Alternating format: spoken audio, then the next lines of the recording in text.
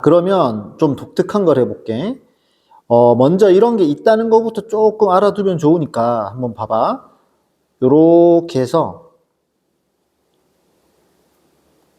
한 변의 길이가 1인 정사각형을 요렇게 4개를 그려. 한 변의 길이가 1이야. 그때 요렇게 대각선을 그으면 얘도 정사각형이 되거든.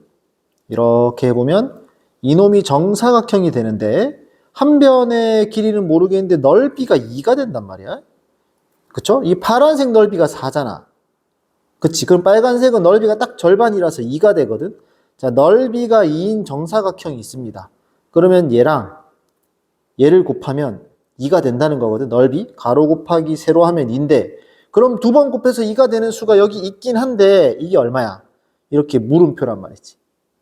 그치? 자, 이런 좀 독특한 수가 있다는 거야. 있긴 한데 뭔가 계산이 좀 쉽지 않은, 잘 모르겠는 수가 있거든. 이제부터 이걸 만들어 가는 겁니다. 자, x의 제곱이 2인 수가 분명히 있긴 있습니다.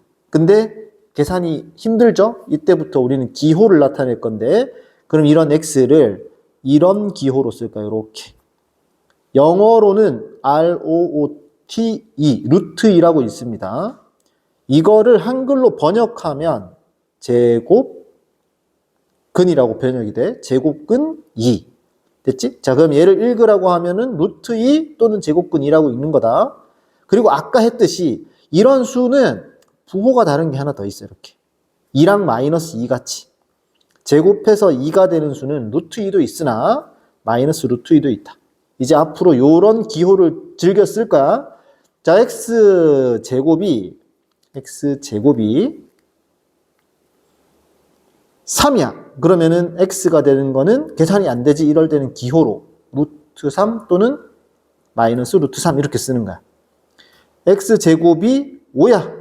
이것도 더 이상 계산이 안 되잖아. 그럼 x는 루트 5 또는 마이너스 루트 5. 줄여서 플러스 마이너스 루트 5라고 쓰기도 합니다. 됐죠? 이런 식으로 쓸 수 있다. 됐지? 자, 일단은 여기까지인데 그러면 좀 독특한 거. 이거 다시 한번 읽어볼까요? 얘는 루트 3 이렇게 읽을 수 있죠. 루트 3 또는 한글로 읽으면은 제곱근 3이라고 읽을 수도 있고 또는 3의 제곱근이 얘랑 얘 두 개 있는데 이거는 양수고 이것은 음수잖아. 그래서 3의 양의 제곱근이라고 읽기도 합니다. 됐죠? 이게 좀 독특한 건데 어디가 독특한 거냐. 자, 요거를 읽어봤더니 얘를 읽어봤더니 제곱근 3이라고 분명히 읽을 수 있잖아. 그치? 근데 내가 이렇게 구하라 그러면 3의 제곱근 구하라고 하면 뭐야? 요거는 바로 앞 페이지에서 했죠. 3의 제곱근은 제곱해서 3 되는 걸 구하는 거니까 답을 이렇게 두 개 써야 돼. 루트 3과 마이너스 루트 3 두 개를 쓰는 거야. 기호로. 3의 제곱근의 뜻은 뭐다? 제곱해서 3이 되는 수를 구해라. 두 개 있습니다. 근데 이 중에 얘를 읽다 보면 그것이 제곱근 3으로 읽어지는 거야.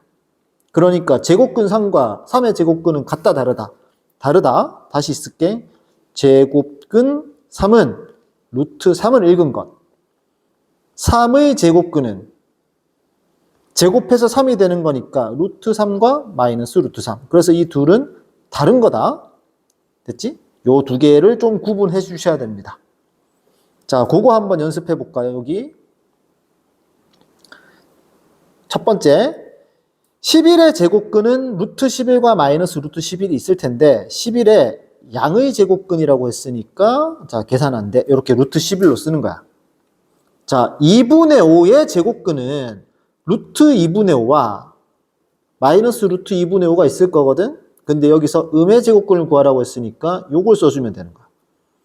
됐죠? 자, 중요한 거 여기 나왔습니다. 13의 제곱근과 제곱근 13 말이야.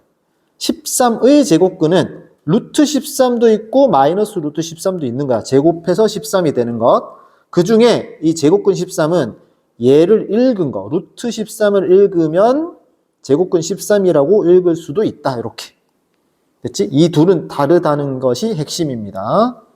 됐죠? 그리고 이제 하다 보면 위에서 안 한 게 있는데 자, 이겁니다.